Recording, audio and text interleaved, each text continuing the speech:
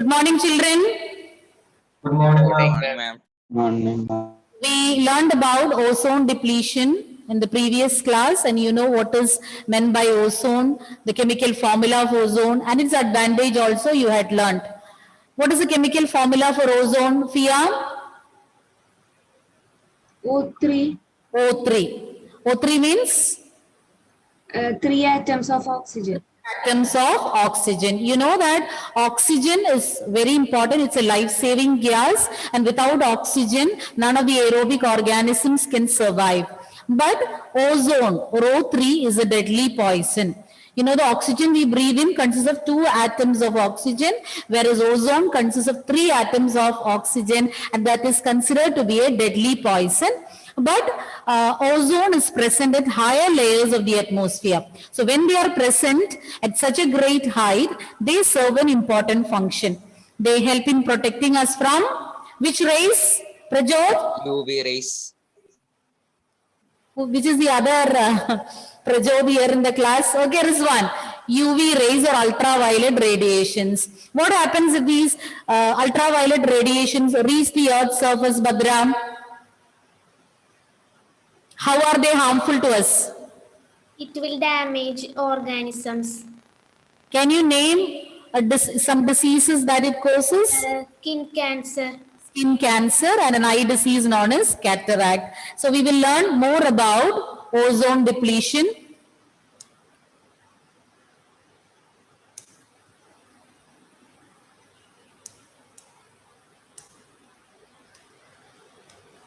Ozone is a molecule which is formed by 3 atoms of oxygen, and it is considered to be a deadly poison, but at higher layers of the atmosphere, at higher levels of the atmosphere, they play a very important function, shielding the earth from the harmful ultraviolet radiations.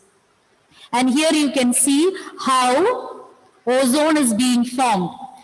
When oxygen atom, or when oxygen O2 or oxygen molecule is split by UV rays, ultraviolet ray. This is O2, oxygen, and when is split by UV rays, they will form atomic oxygen, 2 oxygen atoms. And when this oxygen atom combines with O2 or oxygen molecule, it will result in the formation of ozone consisting of 3 atoms of oxygen. UV radiation is highly damaging and it can cause skin cancer in human beings. And ozone at higher layers or higher levels of the atmosphere is a product of UV radiation. So we learned that UV radiation will not reach the Earth's surface because of this protective shield. And at the same time, ozone is formed with the help of UV rays. UV rays can split O2 into 2 oxygen atoms, and when this oxygen atom combines with O2, it will result in the formation of O3 molecule or ozone. The higher energy UV radiation, they can split apart the molecular oxygen into O2 into free oxygen atoms. When this free oxygen atom combines with O2, we get O3. Clear how ozone is formed? It can be asked, how is ozone formed? What is its advantage? Even though it is a deadly poison, how is it beneficial to us? Or what are the disadvantages of ozone depletion? These atoms combine with molecular oxygen to form ozone. The formation already we learned. Oxygen at higher levels of ozone at higher levels of the atmosphere is a product of UV radiation, and UV radiation will split O2 or molecular oxygen into free oxygen atoms. When this free oxygen atom combines with molecular oxygen or O2, it will lead to the formation of ozone consisting of 3 atoms of oxygen. Okay, that is how it is being formed. And now let's see how is... Can you show that board again? I'll repeat. How is this ozone layer getting depleted? What causes the thinning of the ozone layer? different chemicals, synthetic chemicals like CFCs, chlorofluorocarbons. These are being used in refrigerants, then fire extinguishers, etc. And nowadays, I think in present devices or the devices which emit these CFCs are banned. And earlier it was not like that. This was a substance being used in refrigerants, fire extinguishers, etc. And these substances used to be released to the atmosphere, which can gradually result in the thinning of the ozone layer. And when ozone layer becomes thin, it can result in the penetration of UV rays. So these UV rays will reach the Earth's surface and it will affect the living organisms. So here two pictures are in the single picture, two cases or two situations are shown. In the first case, you can find the ozone depletion starting, the formation of the depletion or the result. The first picture is shown how CFCs are being released and how that is resulting in the damage of this ozone layer. And finally, when the thinning of layer is taking place, how this ozone, let's see, the first figure, it is started, the ozone depletion has started. In the second figure, you can see the ozone layer has become very thin and UV radiation is easily penetrating. In the first figure, you can see CFCs being released, which is considered to be one of the most important cause for the thinning of the ozone layer. So CFCs will reach this ozone layer and as a result, it will result in the depletion. The different processes involved in the depletion of the ozone layer, you don't have to learn. So UV releases the chlorine from the CFCs by the action of UV rays. Chlorine will be released from CFC. CFC's expansion is chlorofluorocarbons. So these chlorofluorocarbons emitted from refrigerants and fire extinguishers, once they reach the higher levels of the atmosphere, they can deplete the ozone layer, and once the ozone layer is depleted, they can easily reach. Here it has started reaching, but towards the end, or in the second figure you can see plenty of UV rays is reaching because of the thinning. Here the thinning has just started, and once the depletion of the ozone layer has taken place, UV rays can easily percolate. And when ozone layer is depleted, more UV rays will reach the Earth's surface and there will be more cases of skin cancer, cataract, etc. Not only human beings, other living organisms are also affected. Depletion of the ozone layer can cause skin cancer in men and animals and also severe damage to the plants. So all the living organisms are being affected by this ozone depletion. So here you can see when there is no ozone layer to protect us, all these radiations can directly reach the Earth's surface, and once we are exposed to these radiations, they can create so much health hazards.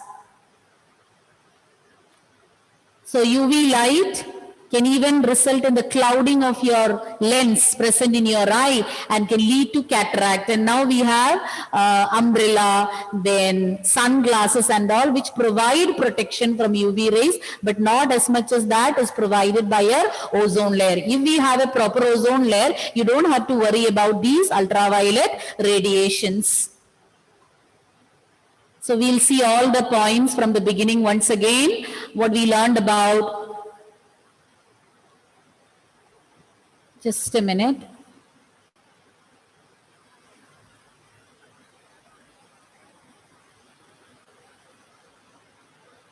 Okay, from here we started. You know that the different activities, this was the introduction. There are different activities which human beings carry out, resulting in the emission of so many harmful substances, and this can pollute our environment, bring about changes in the environment. Once the environment is changed, the environment will, or from the environment, we will have to get, or we will have to bear some negative impacts, because we are damaging the environment and the changes in the environment will affect us negatively. Some of the major examples for the environmental problems are ozone depletion and waste disposal. So many cases are there, but in this chapter you need to learn only about two major environmental problems, ozone depletion and waste disposal. And we started with the first one, that is ozone depletion. Ozone or O3 is a molecule formed by combining 3 atoms of oxygen. And ozone, you know, it is a deadly poison at higher levels of the atmosphere, whereas oxygen is very important for all the aerobic organisms to survive. Very few organisms, anaerobic organisms, only they can survive in the absence of oxygen. All others need oxygen. In the absence of oxygen, we will not be able to survive. And this ozone layer, even though it is considered as a deadly poison at higher levels of the atmosphere, they play a very important function. What is the function performed by them? They will protect us from the harmful ultraviolet radiations. Why we should be protected from the harmful ultraviolet radiations? If these radiations, or if we are exposed to these radiations, it can cause dangerous diseases like skin cancer, cataract, etc. And it can affect other organisms and plants. And let's see how ozone is being formed. Ozone is formed as a result of UV radiations. UV radiations will split molecular oxygen or O2 into free oxygen atoms. O2 will be converted to O plus O into oxygen atoms. When this free oxygen atom combines with molecular oxygen or O2, it will result in the formation of ozone. So UV radiation has got an important role in the formation of ozone, and ozone is protecting us from the harmful ultraviolet radiations. That also you have to remember. Okay, don't get confused. UV rays help in the formation of ozone layer, and the same ozone layer is protecting us from harmful ultraviolet radiations. What is the role of UV radiation in forming ozone? It will split oxygen molecule, that is O2, into its atoms, free oxygen atoms. And when this oxygen, when free oxygen atom or O combines with molecular oxygen or O2, it will result in the formation of O3 or ozone. Hope you have understood the formation. And next is what results in the formation or what leads to ozone depletion. Yes? Can you show the last slide? Yes, I will show. This one now. Okay? You should know ozone is being formed and what leads to the depletion. What are the negative impacts of ozone depletion? Okay? Okay, ma'am. Yes. And one of the main reason for the depletion of ozone layer is the release of chemicals known as chlorofluorocarbons. And these are used in refrigerants and refrigerants, even in air conditioners, fire extinguishers, etc. And once these are released, they can lead to decline in the ozone layer. There can be thinning of the ozone layer. If the ozone layer becomes thin, these harmful ultraviolet radiations can penetrate into the Earth's surface, causing damage to the living organisms. And now the devices or equipments making use of these or releasing these substances had been banned. Depletion of ozone layer, as I already told you, can cause skin cancer, cataract, and at the same time to plants and animals also it is highly damaging.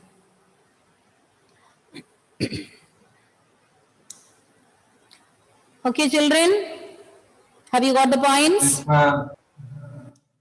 Now quickly summarize the points so that we can proceed to the next.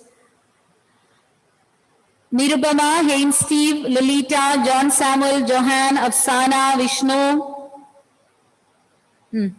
Quickly. Sainaba. Surya, how is ozone formed? What leads to the formation of ozone? We combine O plus O2 gives O3. Then ozone will form. How is this oxygen atom formed, or how this oxygen molecule is getting split to oxygen? Can you repeat the question? Step by step process I need. You cannot say it in one sentence. You told oxygen, molecular oxygen combines with oxygen atom and forms ozone. You should tell me from where this free oxygen atom is being formed. That role of some important radiations. Haya?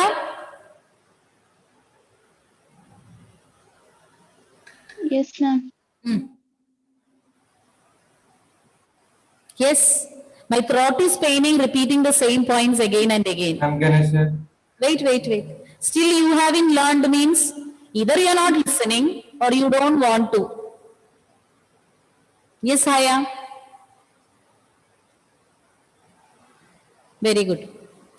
Savio? Ma'am, can you say the question one more? Savio? Yes, ma'am. Give me the answer. Form three molecule of oxygen atoms is combined. How molecular oxygen is split into free oxygen atoms? Why you are missing the most important factor there? And you Children, I know it's raining heavily and you want to, or you're feeling sleepy, all that we understand. But all these, no one else will learn for you. How many times I repeated? And is it that complicated topic? It's a easy chapter. Savio? Yes, quickly tell me. at oxygen when UV rays When oxygen is acted upon by UV rays, what will happen to this molecular oxygen? will split into two oxygens. Into oxygen, free oxygen atoms. Now, what is next?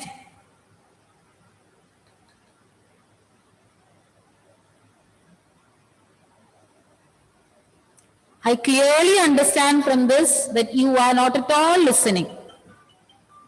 If you are listening, I don't think it is a Herculean task to understand that simple sentences. You all know 1 plus 2 is 3. Nisya? Question is the same. You can say the answer. The UV ray acts upon oxygen and they split into free oxygen atoms. You say you have to specify whether it is oxygen atom or oxygen molecule, or else you say the chemical formula. Yes.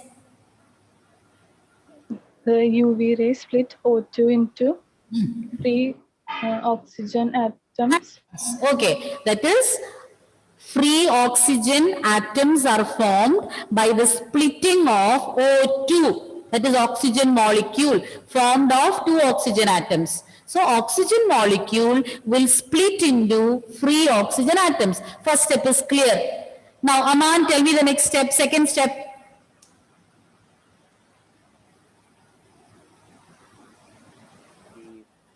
Atoms combine with molecular oxygen to form ozone. Ozone, this free oxygen atom, that means O, will combine with molecular oxygen, that is O2. So 1O plus 2O, that is O3, and it results in the formation of ozone. Children, if you are not listening, how many times I say it's of no use?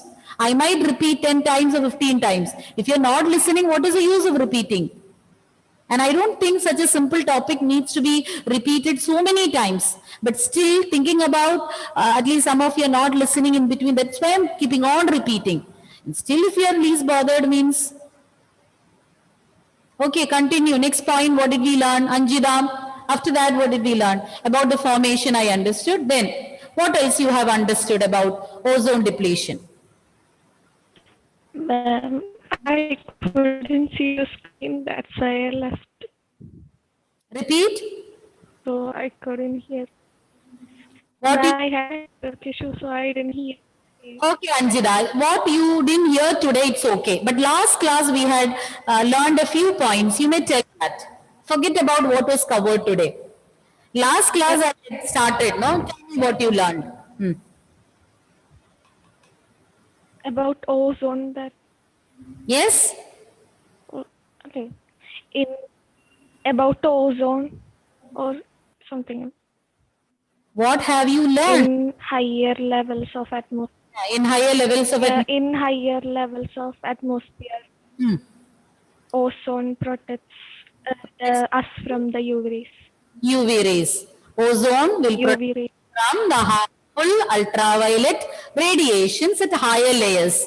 Actually, it is a deadly poison, but that is we are not affected by that poison because this particular layer is present in higher levels. We are not directly exposed to this ozone layer. It is at higher levels of the atmosphere and protect us from the damaging UV radiations and the formation of ozone also we learn. Now tell me, what is the reason for cause of ozone depletion, or what leads to ozone depletion? Prajot, what leads to ozone depletion? Yes, Yes. ma'am. Synthetic, that only. Yes? Ma'am, chemicals like chlorofluorocarbons. Chlorofluorocarbons. And where are these chemicals used or Used in the refrigerants or fire. That one. extinguishers? So these devices or these equipments with chlorofluorocarbons, they'll be emitting these substances. They are used as the cooling agent or refrigerants in, they are used as a cooling agent in refrigerants and also in fire extinguishers. And when these chemicals are being released into the atmosphere, they can lead to the depletion or thinning of the ozone layer. Once the layer is depleted or once the layer of ozone becomes thin, what will happen, Sir John? What happens if the ozone layer is depleted? It's a deadly poison, no? Then why do we need it? Why it is Men will get yes, skin cancer. But what is the reason? What leads to skin cancer? Ozone layer, When the ozone layer depletes, UV rays will UV radiation directly come to the penetrate or will reach the earth's surface and we will get affected by, or there are chances that we get skin cancer on regular exposure to UV radiations. Okay? And why some of your videos are turned off?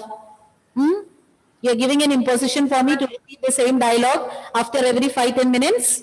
Sainaba, Melvin, Vishnu, Haya and Anjida.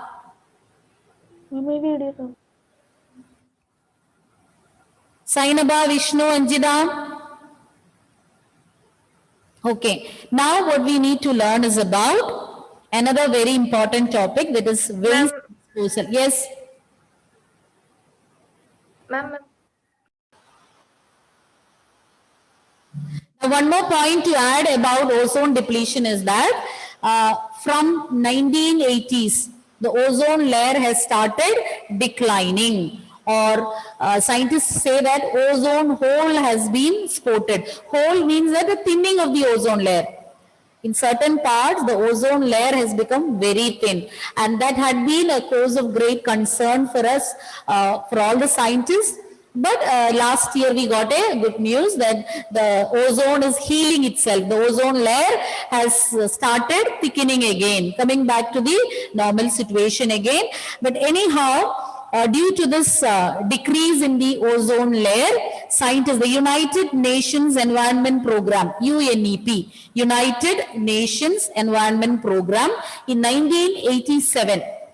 So this was spotted, that thinning of the ozone layer was spotted in 1980s. And in 1987, UNEP succeeded in forging an agreement. And this agreement was meant for freezing, stopping the production of CFC. Okay. So now also, I think in the new devices, instead this had been replaced by a better alternative. So earlier CFCs were replaced by HCFCs in the beginning, but that was also found to be equally damaging, and they have found out a better alternative for the CFCs and HCFCs. Clear, children? And So this also, this year and the agreement made also, you should learn. It's mentioned in the textbook. As the thinning of the ozone layer was depleted in 1980s, in 1987, UNEP or United Nations Environment Program, they forged an agreement to freeze the production of CFC at 1986 levels. And if we continue to produce CFC, what will happen? More and more CFCs will be released into the atmosphere and will keep on declining this ozone layer, and it will go beyond repair. Now at least we could repair it, or it is getting healed on its own. If the pollution is reduced, definitely all these environmental problems will get solved. So that was about ozone depletion, and we have to move on to the next topic, that is waste disposal, and you have to carry out your seminar too. And I think who will start first? Vishnupriya, Savio, Sainaba, and Amina. Not Amina. Vishnu. Vishnupriya, Savio, and Sainaba. Who will take it first? Who is ready to do it first? Nobody is there. I'll call out the name. What about Vishnupriya? Are you ready? Okay. Yes, show your thumbs up. I can't make out. You're not saying anything. Yes, okay. Wait a minute, I will make you share the screen. Shall we begin? Okay, Yes, before, ma'am. no doubts, no children? No doubts? ma'am. Okay. Only Ashik is responding. What is the reason? Why others don't want to talk to me? Nothing like that. Yes, ma'am. Okay, thank you. At least 5-6 children respond, no? Okay, Vishnupriya, you may start. Yes, ma'am. Yes.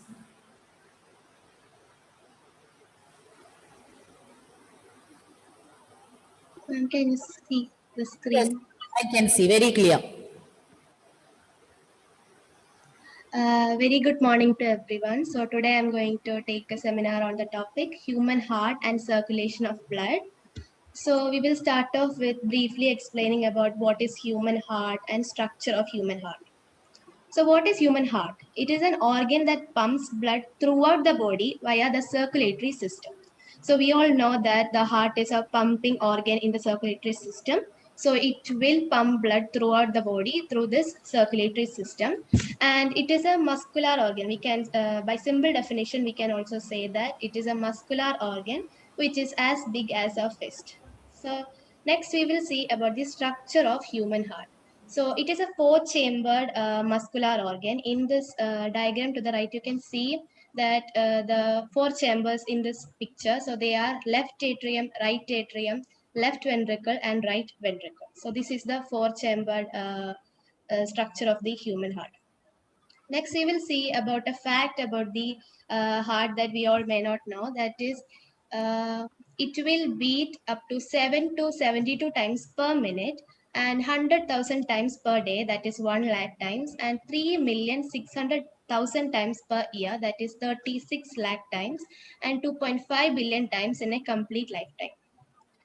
Next, we will see about the circulation of blood. So before going on to detail with circulation of blood, we need to know what kind of circulation does human beings have. So in many animals like fishes and all, the circulation is in such a way that the blood will only flow once through the heart in a single cycle. But in humans and other vertebrates, the blood will flow twice through the heart in each cycle.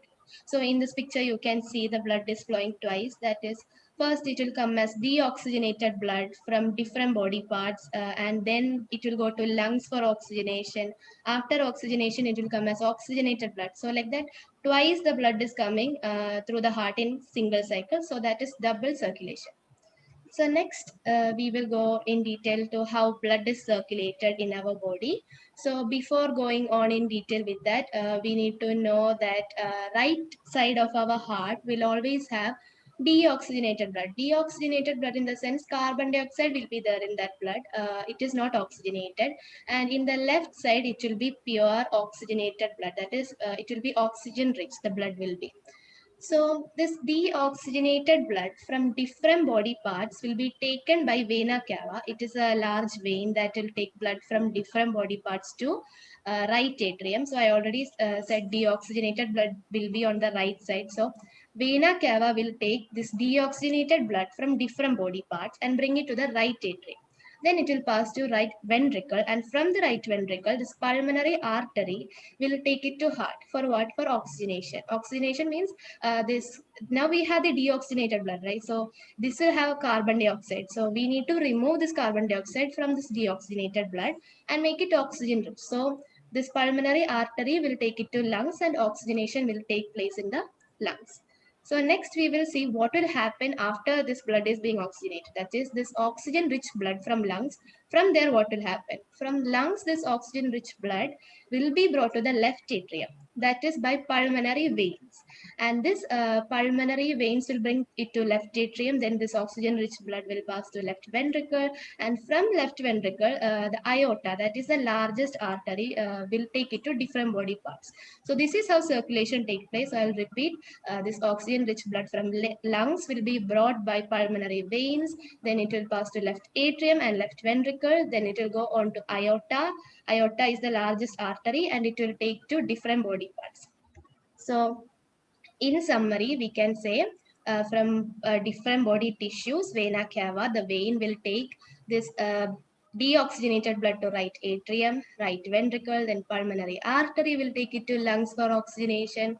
After oxygenation, oxygen-rich blood will be taken to pulmonary, will be taken to left atrium by pulmonary veins, then left ventricle, aorta will take it to different body tissue. So that is how the circulation takes place in our body. So we can see here that blood is coming twice in the heart in a single cycle of circulation. So that is the topic I discussed earlier, that is double circulation. So I hope this circulation part is clear for everyone. So next I'll talk about a topic that is out of our syllabus, but yet an interesting one. That is about human heart and cardiac heart attack and cardiac arrest. So we always come across these words a lot, but many of them thinks that heart attack and cardiac arrest is same, but they are not. There is a difference between them. That is heart attack means supply of blood to a particular part of the heart will stop. That is, a section of the heart is affected. A small part of the heart will begin to die. And a person experiencing or a person having this heart attack will be conscious and alert. That is, something is happening wrong with his body. His breathing will not be stable, chest pain will be there, and many other symptoms will be there. So that is about heart attack. That is, a part of the heart is affected, the blood will not reach to a part of the heart, and that section of the heart will begin to die. And the main cause for this heart attack is coronary heart disease. So you all will be wondering, what is coronary heart disease? So coronary heart disease is a type of heart disease that develops when the arteries of the heart cannot deliver enough oxygen-rich blood to the heart. That is, they won't be able to deliver this oxygen-rich blood. Enough blood will not reach there. So that is what is coronary heart disease, and it is a leading cause of death in the United States. So that is how heart attack is happening. Next is the last topic, that is cardiac arrest. So this cardiac arrest occurs when the complete heart will stop beating as a whole. At once, this heart will stop beating as a whole, but in heart attack we saw that the part of a heart is affected. So that is the difference between them. Cardiac arrest, and the person experiencing this cardiac arrest will be unconscious and the breathing will not be stable and there won't be any pulse. So there are many causes for cardiac arrest, but for heart attack we saw that the main cause was coronary heart disease. So that is the difference between heart attack and cardiac arrest. So we discussed the topics heart, structure of heart, double circulation, circulation of blood in detail, then heart attack and cardiac arrest. So I hope all the topics were clear, and thank you so much for listening.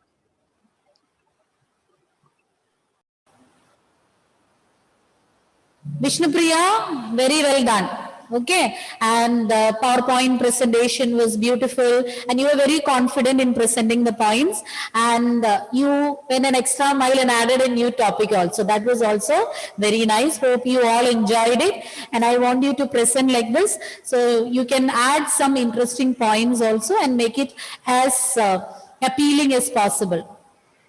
Okay, So we couldn't give time to Vishnu, Savio and Sainaba. So next class be prepared. Okay. Thank you children. See you next class. Thank you, ma'am. Thank you, ma'am.